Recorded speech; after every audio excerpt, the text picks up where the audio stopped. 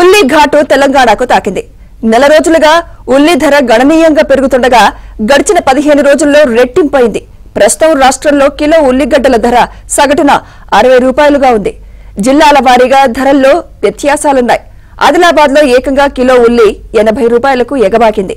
పరిస్థితి ఇలాగే కొనసాగితే మరో వారంలో ఉల్లి ధర సెంచరీ కొట్టే అవకాశాలున్నాయని మార్కెట్ వర్గాలు ఆందోళన చెందుతున్నాయి. మహారాష్ట్ర, కర్నూలు నుంచి ఉల్లిగడ్డల సరఫరా తగ్గడమే ధరల పెరుగుదలకు కారణంగా భావిస్తున్నారు.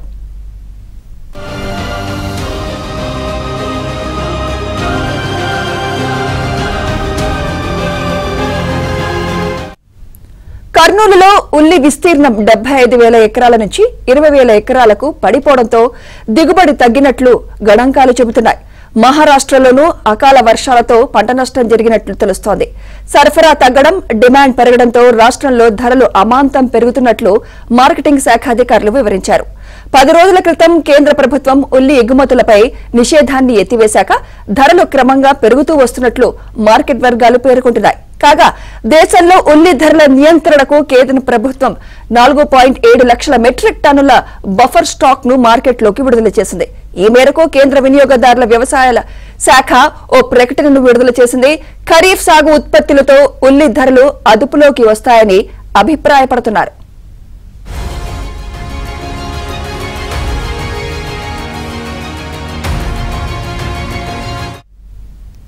హైదరాబాద్ లోని సింహభాగం రైతు బజార్లలో సిద్దిపేటలో ఉల్లి ధర 60 రూపాయలుగా ఉంది.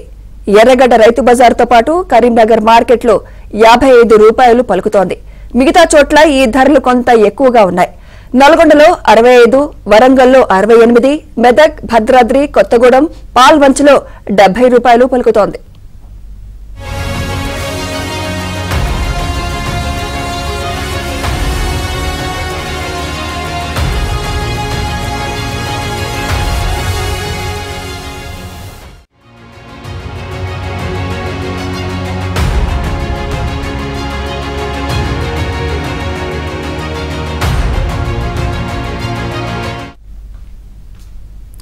ఉల్లి ధరల పెరుగుదలపై మరింత సమాచారం మా ప్రతినిధి రామకృష్ణ అందిస్తారు. విశాఖలో ఉల్లి ధరలు మళ్ళీ పెరుగుతున్నాయి. మనం ప్రజెంట్ విశాఖపట్నంలోని నరసింహనగర్ రైతు బజార్లో ఉన్నాం. మనం చూడొచ్చు ఇక్కడ కేజీ ఉల్లి మంచి రకం అంటే పాత వేట 53 రూపాయలు ఉన్నాయి. ఉదయం నుంచి కూడాను చాలా మంది వినియోగదారులు వచ్చి కొనుగోలు చేస్తున్నారు. అయితే ధర ఎక్కువ పెరగడంపై కూడా వినియోగదారులు కూడా ఆవేదన వ్యక్తం చేస్తున్నారు. అమ్మ, మీరు ఉల్లిపాయలు కొన్నారా? కొంటున్నామండి, కేజీ తీసుకుంటున్నాం. ఎంత? 53 రూపాయలు అని చెప్తున్నారు. ఒకసారి ఎలా రేటు పెరిగింది? ఒకసారి పెరిగింది, మొన్నటి వరకు 45, 50 ఉండి ఇప్పుడు మళ్ళీ అలా పెరిగిపోతున్నాయి రేట్లు. రేటు కొనుక్కొని తినలేకపోతున్నాం సామాన్యులమే. రేట్లు చూస్తే ఒక రోజు పెరిగిపోతున్నాయి. తప్పదు కదా తిన్నాం. మాట్లాడి చాలా మంది ఉన్నారు. సార్, ఎలా ఉన్నాయి సార్ ఉల్లిపాయల ధరలు?